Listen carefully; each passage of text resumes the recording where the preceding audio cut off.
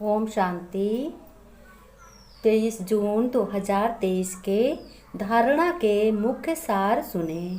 शिव बाबा ने कहा, बच्चों, इस अंतकाल के समय में मुझ परम पिता शिव परमात्मा को याद करने का अभ्यास करना है। आत्मा समझ अपने परमात्मा को याद कभी भी बच्चों कुल कलंकित नहीं बनना है।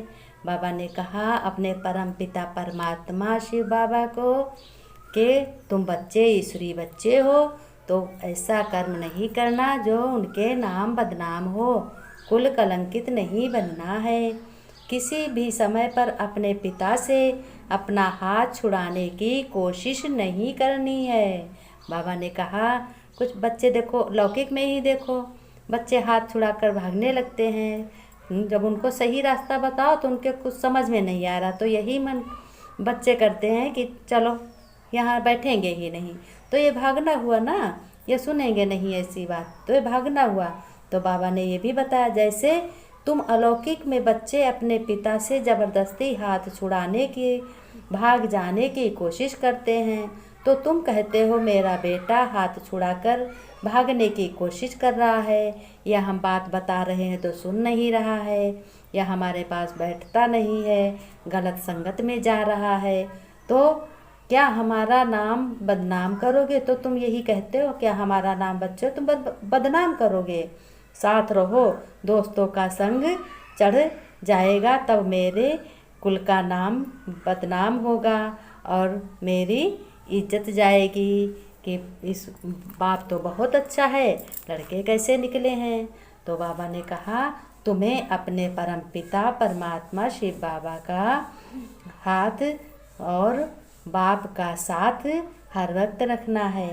बाबा ने वरदान दिया है, बच्चों जो मन में होता है उसकी झलक मस्तक पर जरूर आती है, चेहरे से दिखाई देती है। ऐसे नहीं समझना कि मन में हमारे कुछ और चल रहा है, लेकिन मन की शक्ति का दर्पण अर्थात चेहरा, जैसे मुखड़ा जो है ना, आप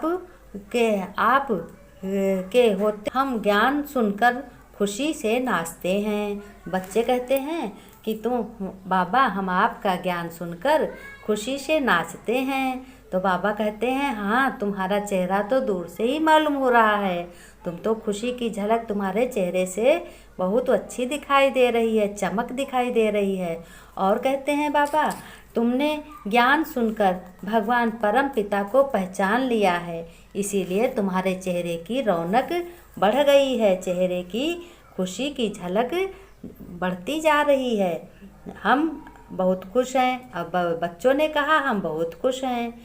हम अब बाबा ज्ञान आत्मा ज्ञाना आत्मा गए हैं। बच्चों ने कहा बाबा अब हम ज्ञान जान गए हैं कि आत्मा भी जान गए हैं। बाबा मैं भी बहुत खुश हूँ, बाबा मैं भी बहुत खुश हूँ और बाप भी बहुत खुश है। बाबा आप भी खुश हो और मैं भी खुश हूँ। ज्ञान सुनकर बहुत खुशी होती है। परमपिता परमात्मा समझाते कहते मैं तो तुम्हारा सबसे बड़ा बाप हूँ, जिसने तुम्हें जन्म दिया है उससे भी बड़ा, सबसे बड़ा, दुनिया का सबसे बड़ा बाप हूँ। यह तो मेरा चेहरा बता रहा है कि हमें क्या मिला है और कौन मिला है।